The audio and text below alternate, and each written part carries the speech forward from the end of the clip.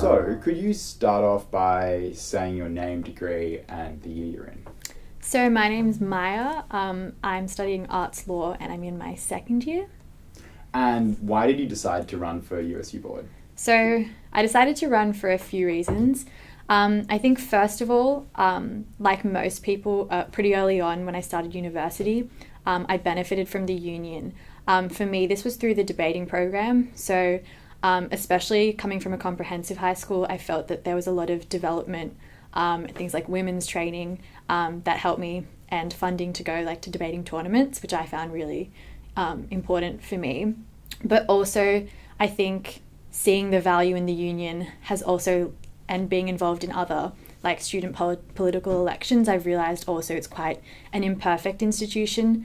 So a few things that I was looking at was first that I think that increasingly there's been a trend towards corporatization in the union, and an increasing amount of people elected that are perhaps inherently anti-union. The same people that pushed for voluntary student unionism are now often elected as board directors. So I think that it's really important we have a left-wing voice on the board, someone that's available to dissent and disagree, especially when there's a lot of consensus decision-making. So for me, it was partly striving for some sort of principled left-wing voice on the board, but also seeing how it's quite important for students and wanting to contribute back to that. So do you see the USU more as a traditional activist student union, or as, I think it's commonly seen, as a service providing body? I think that there needs to be I think there is a clear distinction between the role of the SRC in comparison to the USU. I think traditionally, although the USU is a union, its role now is more about campus culture and student life in the forms of outlets. And I think it is really important as an employer of students, and also because all these amenities are really important to a student's experience of university.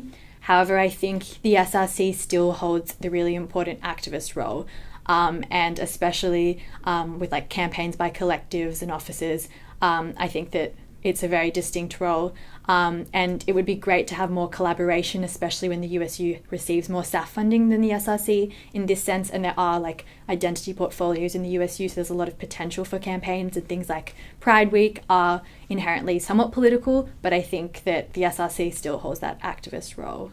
So how far do you see that going? We're in the middle of an interview. Maybe come back later. Okay, we'll just edit that. Yeah. How far do you see that going? I noticed in your policy platform, one of the policies was giving money to the SRC for them to run campaigns. Would that then extend to the USU, supporting, say, demonstrations, marches that the SRC does on and off campus? Well, I think already in the memorandum between the SRC and the USU provides free advertising space for SRC to use, perhaps for a protest or campaigns and things. So in some capacity, there's already support. I think that the way that I see this being extended practically is that identity portfolio holders and collective OBs for a certain identity can collaborate. I think that so I think that there's a lot of potential there, but also I think that the USU can vote on certain issues such as strikes that I think in some ways will complement the work of the SRC, in the sense that I think the USU, or if I was on as a board director, I would always want to vote for unconditionally striking, which I think is something that complements the work of the SRC. So I guess unlike the SRC, the USU has probably daily interaction with most students on campus, in that it provides food, there are basic services, toilets in a lot of buildings are run by the USU. At the same time, the Clubs and Societies program has to extend to a wide array of different ideological positions amongst the student body. Do you risk alienating students from a body that needs to be really a broad church? I think that first of all, a majority or at least a significant proportion of students on campus would probably identify as progressive and left-wing. So I think that there should be that representation on board. It just kind of correlates with the demographics of the student population. What makes you say the majority would identify as progressive? I think if you even just look at perhaps the SRC elections, and obviously noting the type of people that vote in student political elections such as SRC perhaps are likely to skew to a certain like political view. I do think that there is interest by enough students to have a left-wing voice, even if this is not reflective of the majority of students. Like, I don't actually know the proper breakdown. I still think that there is a desire for students to have that voice. And I also think because of the way people vote in the USU elections, especially when people don't brand based on perhaps political ideology, there is often quite a diversity of board directors. I think, as we've seen in the past few years, there's kind of the whole spectrum of politics represented. So I don't think there's a risk that this could potentially alienate people, because I don't think they would anyway be the type of people that would perhaps vote for me, and they would perhaps vote for other candidates. Isn't this exactly the kind of rhetoric that does alienate a lot of people and turn them off voting for anyone in the first place? The assumption that student politics is just for a narrow left-wing band, and that the rest of campus, which is depoliticised or more interested in having services improved, just is never going to be politicised or engaged in any way in the first place. Don't you risk furthering that myth? I think that largely that myth is slowly being deconstructed, in the sense that there's been really great mobilisation of international students, and a lot of the candidates running with like Panda or other international student factions haven't been running on political lines. They've been running on purely like student welfare or student interest lines. So I think it's not mutually exclusive to have those. I think obviously it's regrettable that often students don't feel like student politics is something for them. It's just like this one group of like hacky kind of people. But I do think that also people generally do want a choice, and if there's no other like if there's not a range of political views represented, people would be even more likely to perhaps disengage. Speaking of political views, are you in a political faction? So I'm in Grassroots, which is an independent and left-wing faction, but I'm not involved in any like political party outside of campus or any federal political party. In terms of Grassroots, does it bind its members to decisions that the caucus takes? So Grassroots is non-binding. Obviously, I was pre-selected to run with Grassroots, and I will get a lot of support from Grassroots. I think, though, the ideal way it works as a mechanism would be that if you are elected on board, you'd want, if the information is not confidential, to have some sort of like collaborative process where members of Grassroots can advise on policy, or perhaps just give student input the way you kind of interview any other student for advice on like voting, advice on certain policy areas. So yeah, but it's not binding. So but if they're the body that gets you elected in the first place, if that ends up happening, then will you be beholden to the views of caucus on an informal level, if not on a formal one? I think it's quite hard to say until I'm in that position, because I think in the past often candidates elected even within Grassroots or like other political factions, this mechanism hasn't been perfect. And I think ultimately the votes are not anonymous, they're independent. And so you are still, at the end of the day, voting on your own conscience, and like whether that causes criticism is like, depends on the situation, I think. Coming then, I guess, to your duties as a board director, I mean, there are certain duties of confidentiality and other fiduciary duties which all board directors have. If your faction wanted you to do something which would breach one of those duties, would you breach the duty or go along with your faction? I think this is a really interesting question. I think first and foremost, because I see value in the union and student unionism in general, I think I wouldn't want to do anything that would threaten the like long-term viability of the union staying alive. So anything particularly serious that could like cripple the union itself, I think I would classify that as like not viable.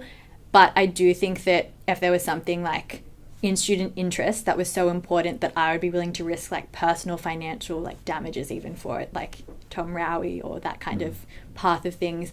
If I felt that it was so essential that I needed to, vote a certain way or dissent in a certain way, I think I would. I don't think that this would necessarily be solely informed by like what Grassroots think. I also don't think that anyone in Grassroots would expect me to like personally put myself on the line for something unless it was like really, really severe. And I don't think that many things like that have come up in recent years. I suppose the other body which is going to be relevant for you during the campaign is debating, given that you're active there. And in previous years, debaters like Grace Frankie or Michael Rees have secured, and Liliana Tai, a large amount of vote just from the Debating Society itself.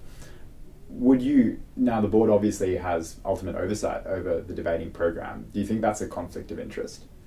I think that in some ways, like, if student politics becomes quite insular, that the same types of people that are involved in like the USU, for example, just work their way up to become like board directors, it can be problematic because it's hard to see where you need to criticise things like the debating program. But at the same time, I think having experienced the debating program, I can see firsthand a lot of flaws in it, and where places where like perhaps the board could be more strategic with its funding, because I know a lot of years that's often something that comes up, like, would you cut debating funding? And people sometimes run on that platform, which is quite hard because of the agreement that the debating society has with the union. So I think that knowing certain ways that perhaps funding could be prioritised better, for example, instead of having like non-means tested funding for international flights, instead focusing more on things like development in debating, is something that I know about simply because of being involved in that, and I think it could actually be helpful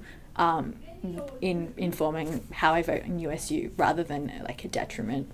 I guess then the same question comes up. If this is the society that gets you elected and where a lot of your friends and as I think you said in your bio, like on-campus activity takes place, wouldn't it be socially very difficult to gouge money out of exactly the flights that bring people to international tournaments and a fun party weekend, and instead put it into something as boring in the eyes of many senior debaters probably as a development day?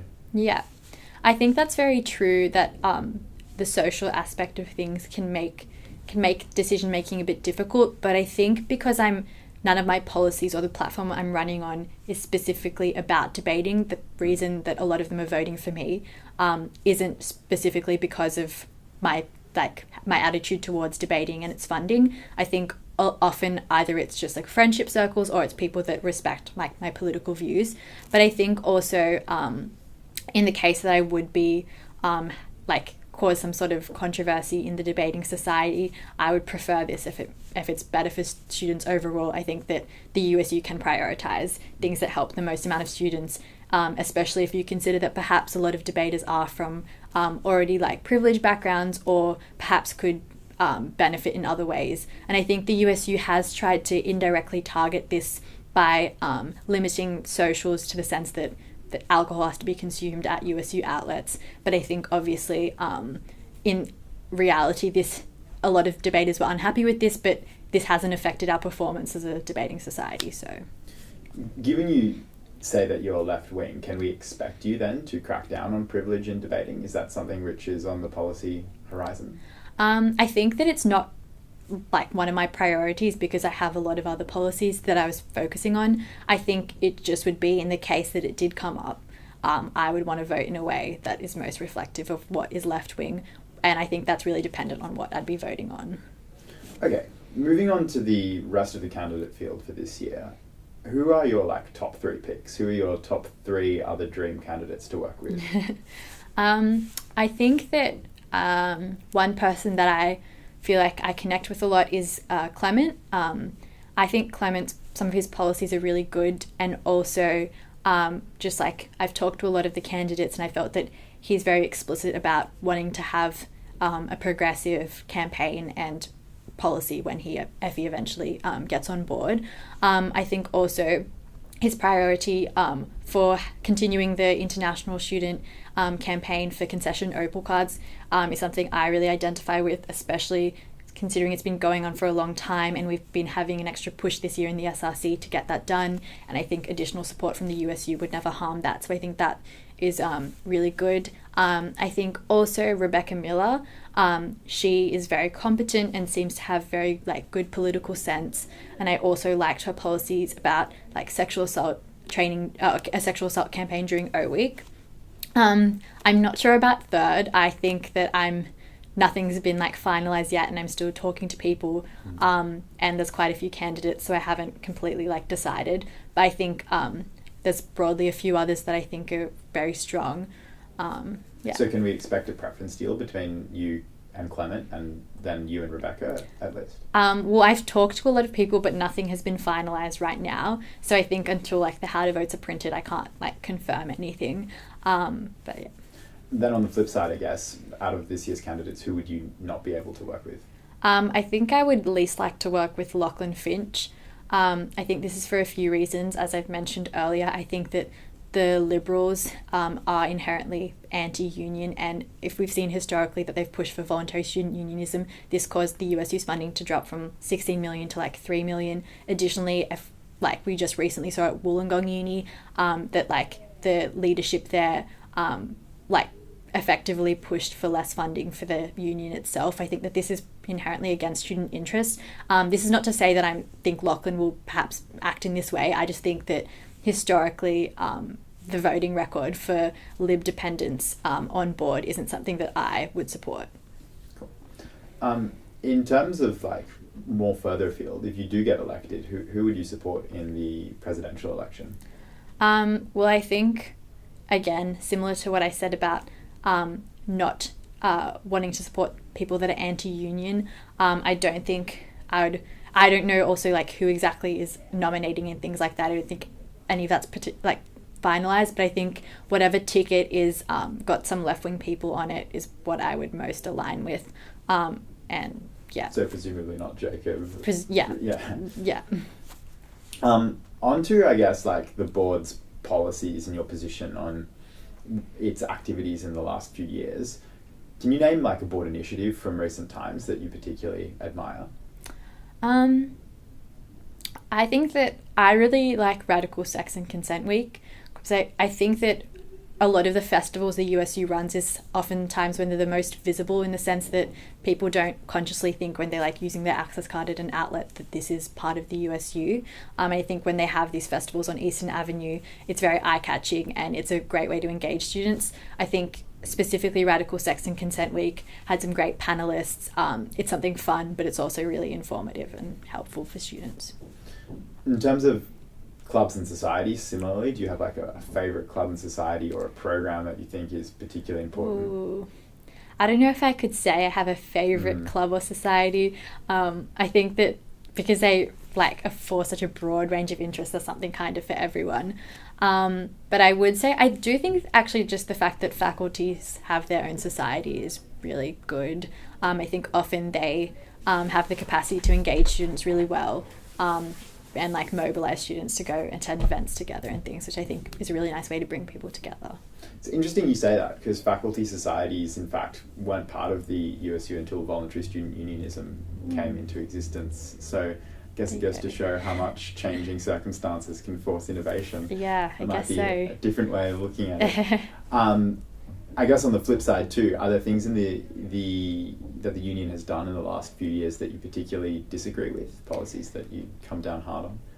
I think for me, the not supporting the workers striking last year unconditionally was something that I felt uncomfortable with. I think that there are ways for the even if like unconditional striking wouldn't pass in the board realistically, if people wouldn't vote for that, there are ways to show solidarity as the union without completely like stopping all financial flows. Like for example, closing all main outlets on campus where the picket lines are and allocating staff to fringe outlets. This is a way to keep financial flows, some sort of vendors are open while still having the majority of staff off. I just think that there are ways like that most people on board would likely support, and practical things that the board could do to support staff striking, which is like student learning conditions. On the specifics of a couple of policies, I presume you support AA for the board. Yeah. Would you support a similar AA policy for international students?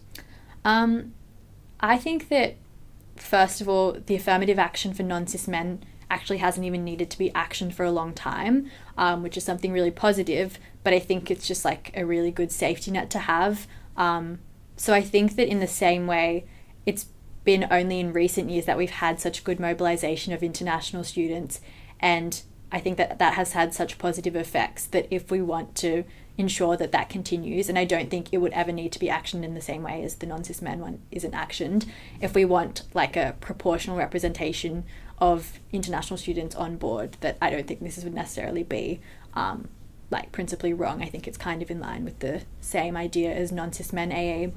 Like how much that would be and the practicals of it, I don't really know, but I think broadly it's great that there is representation for international students on board. What do you think like international student representation on board brings to the board that's different from domestic student representation? Well, I think one thing is that often international students previously wouldn't feel as engaged with like the events hosted by the USU for domestic students. I think that often these are like the O Week parties and those kind of things weren't marketed to that crowd, and also just weren't as like welcoming. So I think that specific things like international festival, like the volunteering tours to welcome students, have been really, really effective. Additionally, having a WeChat platform, I think engages students much more. But I think broadly, in the same way, anyone from like a marginalized background on board can advocate probably better for those interests than another student could. I think it works in the same way. And also because a lot of the policies that any international student candidate would put forward benefits all students. I think if they're a competent candidate, then they're a competent candidate. So you're all for engaging international students with events that kind of reach out to them, but at the same time you'd get around the USU being active in protests or supporting the SRC in protests, which often focus on issues that domestic students face more so than international students, or then deal in a type of rhetoric that is endemic to the Australian political system rather than necessarily than modes of discourse that international students might be used to in their home countries. Do you think that has the risk of alienating international students? I think there's always a risk with any sort of radical activist campaign that it can alienate a certain group. But I think that a lot of the focus of the SRC is actually in the best interests of a lot of international students. Things like the International Student Concession Opal Card campaign, I think, is quite uncontroversial. Additionally, things like around student housing, they benefit everyone. And I think that perhaps there's disagreement on any side of the political spectrum about how you go about achieving those kind of things. But I think that realistically, things that support the majority of students are also in international students' interests. So I don't think these are necessarily like going to be alienating. I can't really think of a specific example of anything that's particularly against the interests of international students. Speaking of another USU policy that concerns international students, you might have heard that there were recent changes made to polling station locations for the elections. In particular, the ISL station will be closed on the election day itself, and Merewether will be shut for the duration of the election. What do you think of these changes? Do you think they're likely to lock international students out? Well, I think, first of all, I'm not particularly familiar with the reasoning behind why they were closed. But what I will say is that I think that ISL and Merewether have both been really great places to mobilise international students and have like had a high proportion of international students voting in those places. So I think to some degree it could hamper how many international students get involved and vote in this election. At the same time, though, I think because of the strength of the international student candidates this year, and I think generally greater awareness about what the USU is, it will hopefully still, like, the votes can still be spread to other polling booths, but I think it is a bit unfortunate that they're closed. In terms of one final USU policy, the change to alcohol funding for clubs and societies was controversial. What's your take on that policy? I think my main criticism, I guess, of the policy would just be that I felt that, or what I heard was that there wasn't enough, perhaps, consultation with a lot of clubs and societies when this decision was made. So I think that perhaps if there was greater consultation with a lot of clubs and societies, it could have been more effective. But at the same time, I don't think it's necessarily a bad policy. I think that it's great to have like USU outlets having more like events hosted at them. I think that also because the money then goes back into like making sure campus culture is vibrant, making sure students feel like they can go to these spaces and use them, and often the people employed by these spaces are the students. So I think that in that sense it's often it's not necessarily a bad thing, but I think it should have had more consultation with clubs and societies. I guess the contrary viewpoint that a lot of club and societies execs would put is that this actually stymies student culture, and that the trade-off is not you go to Manning now instead of somewhere in King Street, you just don't go out at all. Yeah. So clearly there's a diversity of opinions.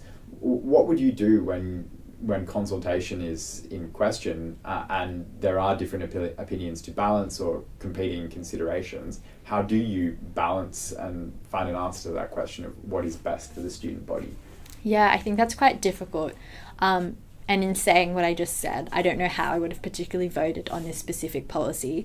But I do think that I guess it just comes down to priorities at the end of the day. And if the USU felt that it was in the best interests of students after this consultative process, perhaps that is the best option. But also I think that a lot of clubs and societies have gotten around this in the sense that like they'll still host events outside of the uni, but just only have a tab for food or have some sort of provision that there is a discount for students, but it's not completely funded. So I think that it's not too disarming to clubs and societies. Cool. Let's talk a bit more about you and your campaign policies, all of that. The first thing to bring up, I think, is experience. So compared to a lot of other candidates in the field, you list on your CV, I guess, 2 points of experience, which is really like 4 months as an SRC counsellor and then 4 months as a general exec on the SRC. Do you think that's enough experience to qualify you for running a $28 million organisation? I think what I found very helpful about my experience in the executive of the SRC is that it's quite similar to how the board runs. So I think I'm happy to acknowledge that a lot of other candidates or people in the past have had like a lot more experience. But I think that what's unique about the executive in the SRC is that it's also a multi-million-dollar organisation, and it runs very similarly in that you get informed about things and then you vote on them. And that kind of process I'm quite familiar with. And I think also with the SRC, you learn that if you want to get something done, you kind of have to take the initiative yourself. And I think that this is often distinct to people that have experience perhaps as an executive in a club or society, where it kind of runs in a different way, which I'm sure is also a valuable experience. But I don't think that necessarily you need to have a certain skill set to qualify for board director. I think as long as you put in the effort to be informed on what you're voting on, and have some sort of platform that you're running on, I think that that's sufficient. So it's interesting that you say learning that you have to do things yourself will be important, will be useful experience for the board. It seems that a lot of what board directors do is overseeing the operations of several, like tens up to hundreds of staff on campus. So themselves not doing much apart from voting, thinking, considering, but management and getting things done through a management process being more the focus. Do you think you have the skills to deal with people within the organisation? Yeah, well, I think that, again, this kind of comes back to the SRC, where if we want to have some sort of campaign, we collaborate by coordinating with different office bearers, especially when we have limited staff funding. So I think I'm quite used to doing this sort of coordination. And additionally, especially in the USU and the SRC, you have these permanent staff that are much more experienced, that work for the organisation. And I think that we've worked together, like when I've been on the SRC, and I think that this is something that I'd be happy to continue to do in the USU. I guess it's a question of scale though as well, like where the SRC has a $1.8 million budget, you're increasing that by something up to 20 times for the USU, and at the same time you have a lot more staff to deal with, but similarly, as the complexity of the issues increase, you probably also have a number of highly specialized staff who have professional backgrounds in the USU. How would you, as somebody with limited experience, as you admitted, but also a policy platform that you want to implement, a certain way of doing things that you want to take to the USU, how will you ensure you can achieve that while at the same time working with staff who in some circumstances may well just think they know better? Yeah, I think that's very true, but I think that also that's perhaps not unique to what I will experience on board. I think that often people run, everyone on board runs, and there'll be about 30 policies that different like members want to enact in the same 2 years or whatever. So I think that this is like just inherent to the position itself. I don't necessarily think perhaps like certain experience would change this like collaboration process. I think, of course, I would probably like be very grateful to have much more experienced and specialized staff advising on things, but I also think the organization is set up in a way that there is provision for students to contribute and learn. I think a lot of the like working committees or being involved in like electing pulp editors, being involved with the HR and remuneration committee, you can kind of have some sort of a say in what's going on. And also the USU does have an incentive to continue to have new festivals, new ideas and new policies. So I think also a lot of my policy is kind of a continuation or improvement of things that have started to already come out by current board directors. So I'm sure that there's some ability to like coordinate with them and have that kind of strength in numbers, I guess. Cool. Talking about your policies then, I think we've discussed at length like collaboration with the SRC. You do also mention collaboration with Supra though. On the policy platform, all you mentioned I think was wine and cheese nights, which I understand the USU already co-hosts with Supra. So what's the substance of this policy? So I think essentially how it works now, to my understanding, was that the USU doesn't have a formal agreement to co-host this. It's just kind of been an initiative that's put in place. So I think ideally it would be the USU chooses to fund these wine and cheese nights. And I think the reason this is important, although it may seem like a kind of a frivolous policy, I think it's because, well, one, lots of postgraduate students are Access members and deserve to be represented by the union. But also, secondly, a lot of USU events currently are geared towards undergraduate students, and often for people, for example, with children, they can't go to like the party at night. But these events that Supra has often like initiated are much more accessible.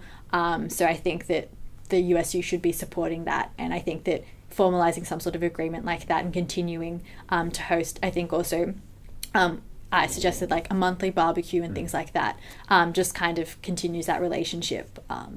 Would you collaborate with Supra in the same way that you're suggesting collaboration with the SRC, so like funding campaigns? Well, I think obviously I've only had experience with the SRC, so I know more intimately what the SRC does and why I think it's really valuable. I think obviously if Supra had some sort of major campaign that I felt was important to all students or student interest generally, I don't think it would be like wrong for the USU to want to support that.